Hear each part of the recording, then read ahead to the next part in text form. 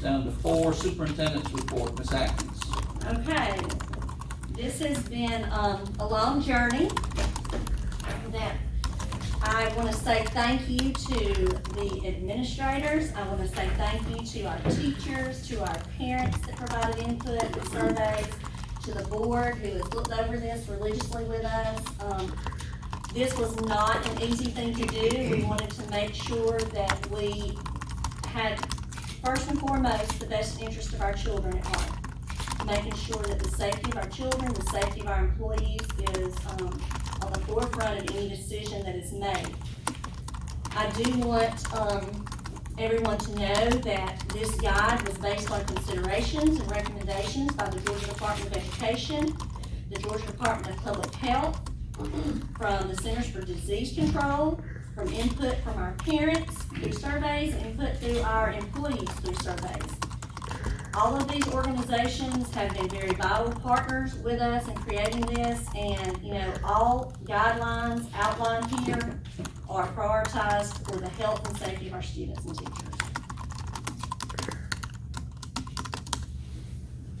For example, this is the roadmap that the CDC has sent out. This was early on in our initial steps in creating a document. This is still on their website, and it kind of gave us a pulse check of whether we needed to move forward or not. If we could answer those first 3 questions with a yes, then we could proceed. If there were any no's, then we needed to step back and take a look, and we were able to say yes to all of these. The next piece of guidance is from the Georgia Department of Education. They have provided a color code to show that red is substantial spread, yellow is minimal or moderate spread, and green is low or no spread. We currently are in a low spread area based upon our numbers. However, when we look at the region, we talked to the Department of Public Health, Dr. Boschio, and he had recommended that we kind of stick with the middle of the road and stick on the lower end, the minimal end of the middle. You'll notice that's why it's circled in red or outlined in red, and we have an arrow. There are 3 options that can be considered within the minimal to moderate spread. You have traditional school, you have a hybrid model, which is blended between traditional or distance learning or full distance learning, and our arrow is pointing at the traditional.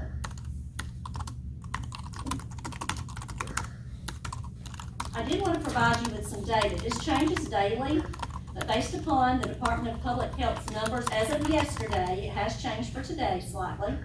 Our population has not changed, you'll notice, at 43,482 citizens. The number of COVID cases that we had yesterday was 234. When I checked just a few minutes ago, it was at 254, I believe. The percentage that we have of our population that has tested positive, the 234 at this time, was less than 1%. It's 0.54%. We've had 1 death in Polk County, and out of all 234 at that time, we've had 16 hospitalized. As of today, we still only have 1 death and 16 hospitalizations. Our roadmap, this is our start back plan. School will start back on August the 3rd. At this time, Polk School District has intended to start on time, face-to-face, with strong mitigation strategies in place, meaning any possible strategy we could possibly put in place to help prevent the spread. We have done everything we can to put things in place. This decision is reflective of the input of our parents and our employee survey, along with the professional guidance that we've received from the medical profession and educational professionals. We know that even though it was a large percent of our parents wanted to send their children back face-to-face, there were some that felt like they would like to keep their children at home. There are some options that we've put in here. They can apply for distance learning. If they meet the requirements for distance learning, we will put we have a plan in place for them to have distance learning with teachers. This will be done strictly online. It will be required at least a minimum, if they choose to do the distant learning, a minimum of a semester, so it does not make it difficult on the student nor the teacher or disruptive of the classroom if they decide come October that they're tired of doing distance learning, hey, I wanna send them back to school. We need to finish out the semester to make it fair for that child. It'd be very difficult to throw them into the mix during the middle. So we do have a deadline. Tonight, we are launching this live on our website. It'll be available after 7 o'clock. You'll be able to access the roadmap, you'll access the cover letters, you'll be able to access the application for distance learning. Everything is in Spanish and English, as well as you'll be able to bring the application here to the central office, or you can mail it here to the central office. We need it by the 17th. I realize it's a quick turnaround, however, we need to make sure we have preparations. We prepare the teachers that will be working with the distance learning, have preparations, and we need to make classroom preparations to lessen the classroom numbers at the school to account for those that want to do distance learning. So we do ask that anyone that has chosen to do distance learning have your application in here at the central office by July 17th. Once again, as always, this can go either way. Should we receive any guidance from the Department of Public Health or the State Department stating the status of COVID has lessened, we can lessen some things, or if it has gotten more strict, we'll take that into consideration as well as what we need to do. So we are still seeking guidance from these different organizations. Open house. This is very important. We all know the distancing rules, and we all know that open houses are probably some of the most highly attended events that we have in a school year. We cannot have an open house like we've been having in the past. So the procedures that we have right here, I want ahead of time, thank you for your understanding and thank you for being flexible of this, but we've put this in place to mitigate any issues with large crowds because of COVID. Face-to-face open houses, meaning parents bringing children to the school, will be for new or traditional grade levels. In other words, pre-K, these kids have never been in your school, or kindergarten, because it may have been in a different shape, form, or fashion. 6th grade and 9th grade, because they're going to new locations. They will have face-to-face open houses. Each of the schools, you'll need to, parents and guardians and community members, you'll need to be watching the school's Facebook pages or their websites to get the schedules for these open houses. I know you're questioning now, well, what about the other kids? All other grades will be contacted early in the week of pre-planning to let them know who their teacher is, with a phone call by the teacher, letting them know of their homeroom, classroom assignments, as well as any scheduling information for the high school. And teachers are going to be posting information, welcome letters, welcome videos on their online classroom. So when you find out when a phone call is made to your house about who your child's homeroom teacher is, you can log on to their online classroom and you can see a video, you can see information such as supply list or any important information about this teacher, location of their classroom, what they're interested in, what you might be in store for, the fun things, the learning that you're going to be able to take place in at the beginning of school. Governance, this is what we had to do as a collective group. We had to look at how are things going to be dealt with, how are we going to go about things. The one thing that I want us to look at on governance is if you look down at, the important thing is looking down at bullet 4, implementing the following operating procedures. It's very important. I think everyone knows we love our families. We love our Polk School District family members, and we have always been very open and welcome to people being in our buildings and our schools. But unfortunately, we're going to have some things different this year because of mitigating the spread of this virus, making sure that only certain people can be allowed in the school, which are students and personnel. All students and employees enter at least one of 2 entrances, the front or the back entrance, the bus entrance or the car rider entrance.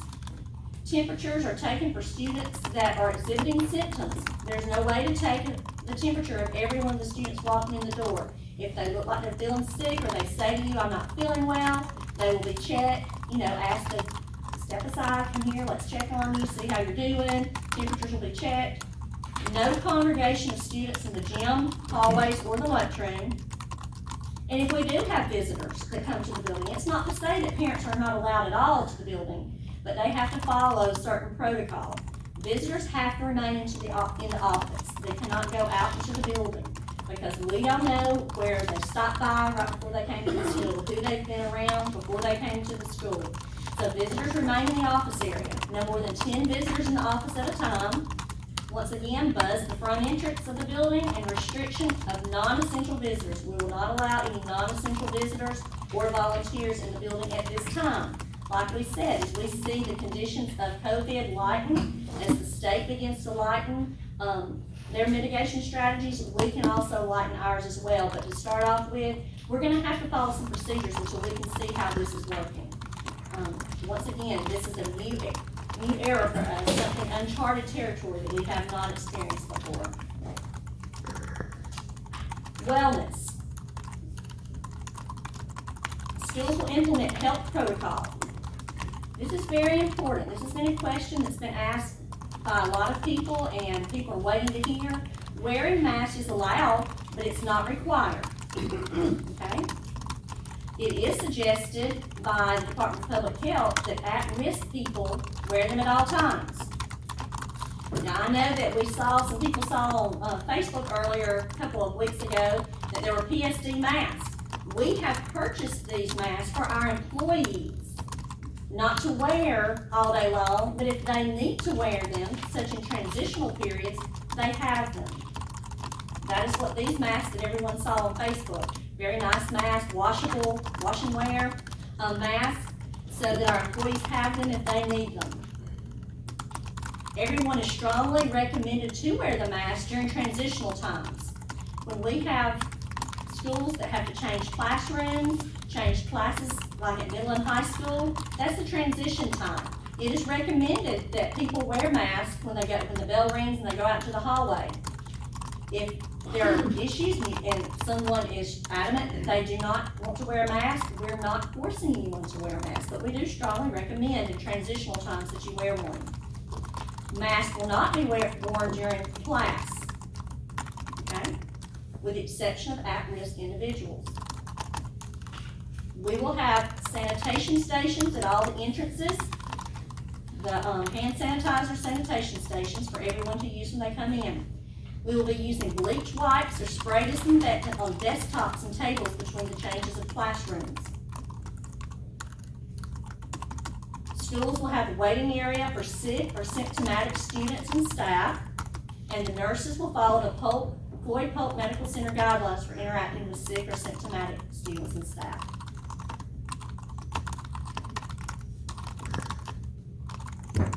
Instruction. We will be benchmark testing our students the first 2 weeks of school.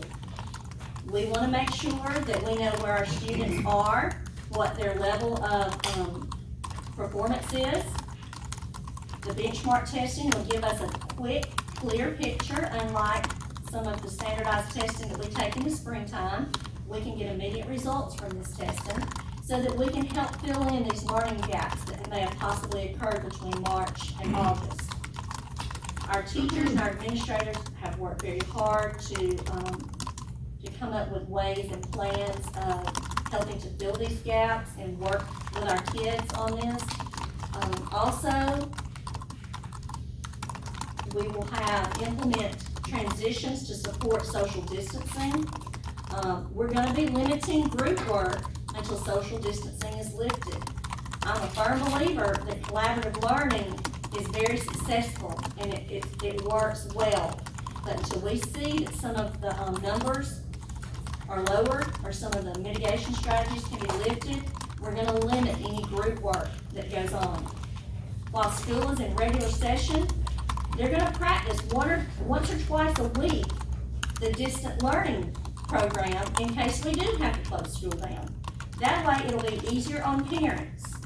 If we do have to close school, The kids each week will be practicing once or twice a week, 2 or 3 times a week in their classroom on the program that will be used for distance learning. We will not be going to packets except for our extremely low grade levels, pre-K through first grade on packets. So making sure that we have good use of these.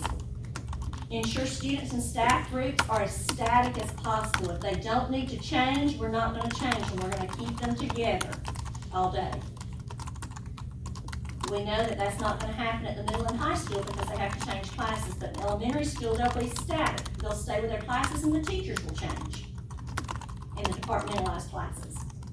So we're going to be limiting mixing the group between the groups if at all possible. Here is an example of a day. I'm not going to go over each one of these.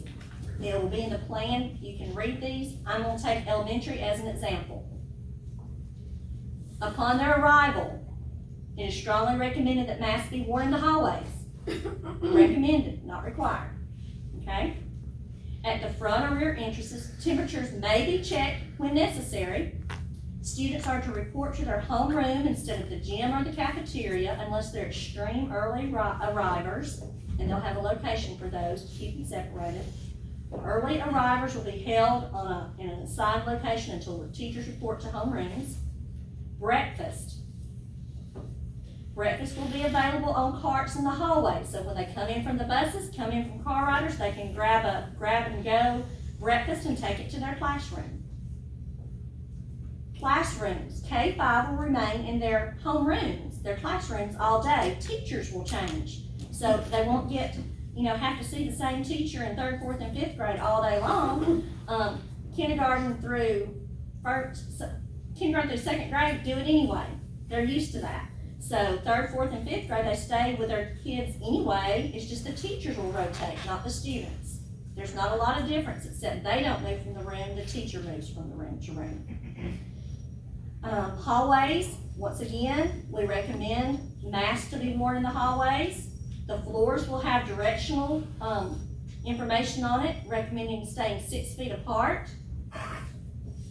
Bathroom procedures, strongly recommended to wear in that section. We're asking that teachers monitor these bathrooms very closely. They'll be released individually so that we don't have whole classrooms intermingling with other classrooms in the bathrooms. Lunch. Kids will go to the lunchroom, they'll pick up their lunches and they'll go back and eat in the classrooms with their class, family style. Kids typically love eating in the classrooms with their families, family style. Recess, that is the question that so many people have asked me. Will the elementary have a recess? Will people have time to take a break? Yes, they will. It's just we're not going to send, I'm going to take example 2nd grade because I taught that for several years. We're just not going to send all 2nd grade out at one time in the same location. They may go out at the same time, but teacher A may go to the walking track. Teacher B may go to play in the front circle with the kickball or something. And teacher C may go to another location. So then they'll rotate to the next day, so it's not the same scenery every day, but they will have recess so they can play and interact outside. Activity, we're still going to have activity classes. The only thing that will change, typically we all have two PE teachers at each of the elementary schools. Typically they're both in the gym. We will not mix 2 classes together.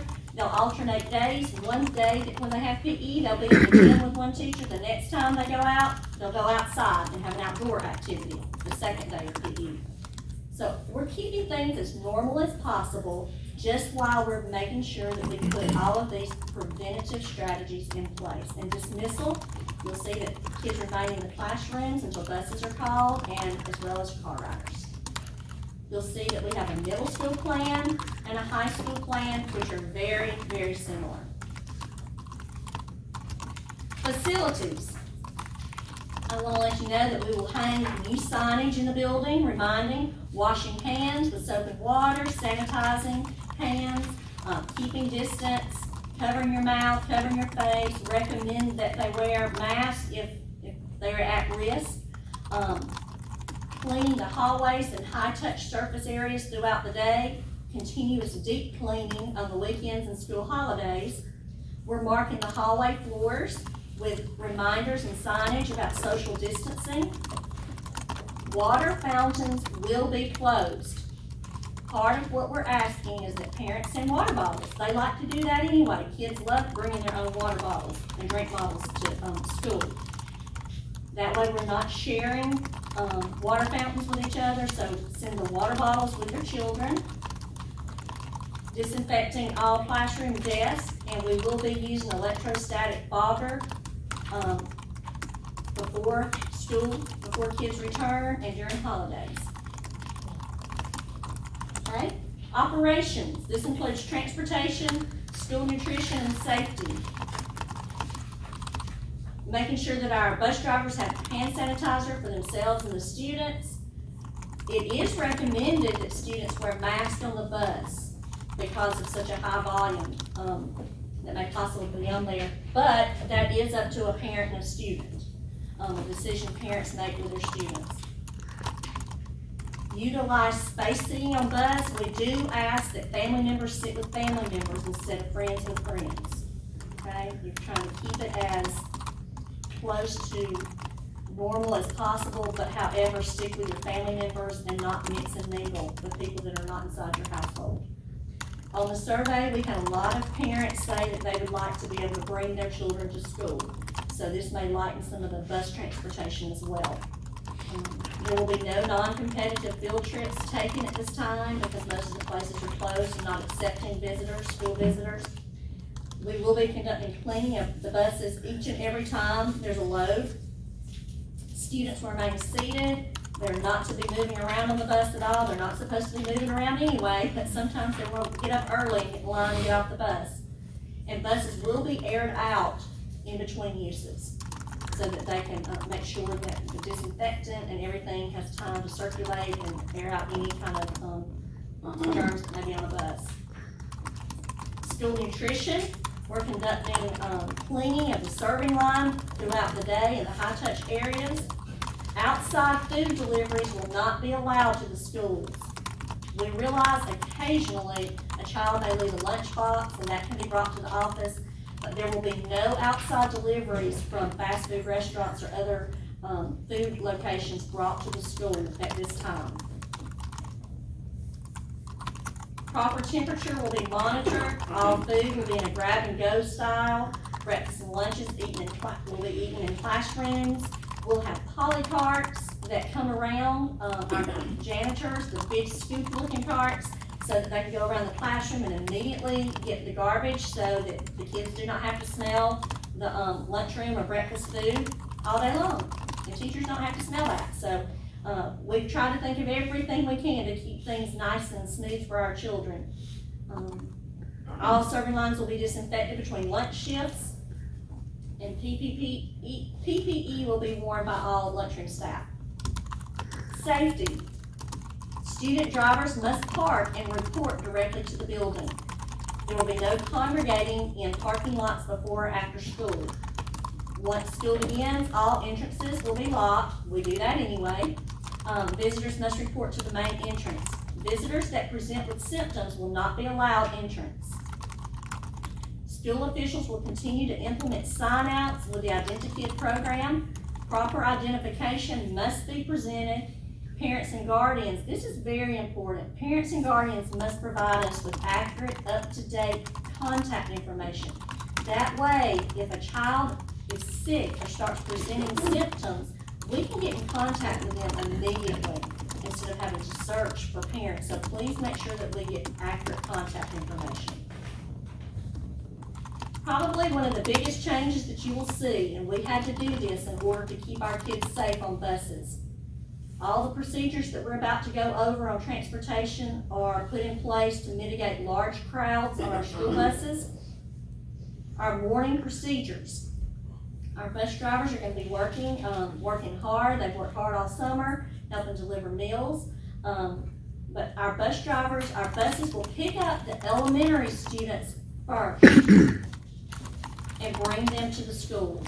Then the buses will run a second route to pick up the middle and high school students to deliver them to school. Okay? It's very important that we hear that and we know that they're gonna be running two different routes, because that's the only way we were able to lessen the loads on those buses.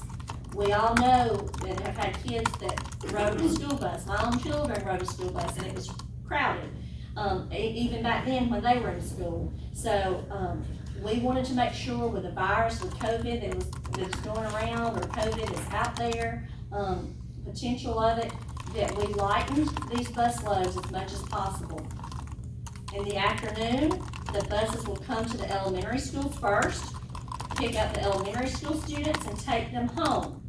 They'll have a quick turnaround, run another load to the middle school and high school, and they will take the middle and high school students home. It's very important that if your child is an elementary student and when they get home and there's no one there to take them, to be there to greet them or meet them, it's very important that our buses bring the children back to the elementary school if they're not there, so parents can pick up their kids there. We want to make sure that no one is in any danger. This is the procedure that has been going on for years at other counties surrounding us, that they pick up elementary first and bring them home, and then they come and pick up middle and high school. It alleviates a lot of discipline or issues with between older kids and the younger kids. They've been doing it for years. It's worked well for them.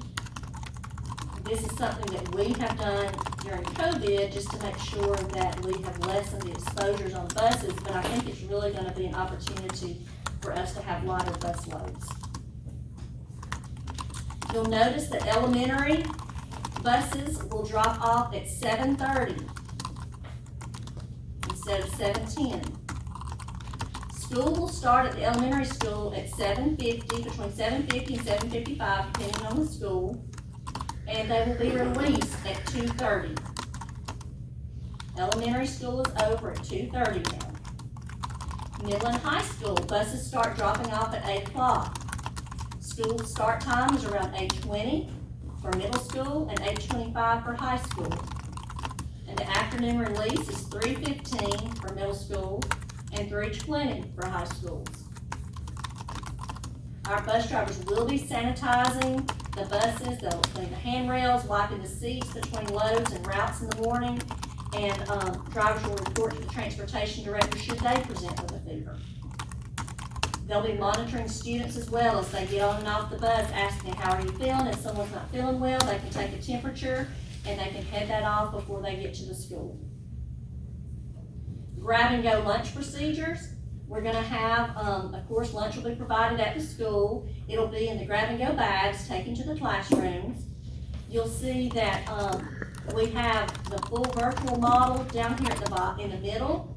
If we have to have a school closure, then we're gonna be using the same system that we used from March through May. It worked very well. We had a great turnout. Kudos to our school nutrition staff and to our school police that helped with this distribution. They've worked tirelessly, and we're grateful for this. So we'll continue that same procedure if school should close again. Technology. The last thing that we have on the plan. We have people at the schools, that technology assistants that will help in case there are any issues at the school to make sure that the computer programs are working, the computers are working. Should we close again due to COVID, 2nd through 12th grade will be given, students will be given a computer to take home. Will be loaned a computer to take home or assigned a computer to take home and issue that device. Students will be provided instruction through the use of Odysseyware at the high school and middle school, Study Island at the elementary school. There'll be other supplemental programs that they can use, such as IXL, many different other programs, whether it's USA Test Prep, and online teacher classrooms. Pre-K through first grade students will be provided distance learning packets. And the last page of the plan, in case we do have to close, these are the procedures that we'll be following. So we're all gonna send up our best thoughts that we don't have to close again. And we just really appreciate the community, the parents, and the students' understanding and flexibility. We definitely are gonna have to work together on this. We're not expecting everything to be perfect right off the bat. If we see some road bumps, we'll reevaluate. We always do appreciate any, any phone calls, any suggestions in a positive manner. If you see any areas that can be improved upon. So we just appreciate the collaboration and the partnerships that we have with our parents and our community. So this is the plan. It'll be live at 7 o'clock on our website under Roadmap to PSD. And that is all I have. Wow. Well, it's evident that with the input that you've had from the administrators, the parents, your directors, that this is a heck of an ops plan, for lack of a better definitive word, but thank you so much. Thank all of y'all. All right, Ms. Atkins brings us to executive session. Do we have a need for executive session this evening? Yes, a quick executive session for personnel purposes. Okay. Do I have a motion and a second that we enter into executive session? Ms. Mays, Mr. Sanders, all in favor? Okay, we are now in executive session. We'll be back shortly.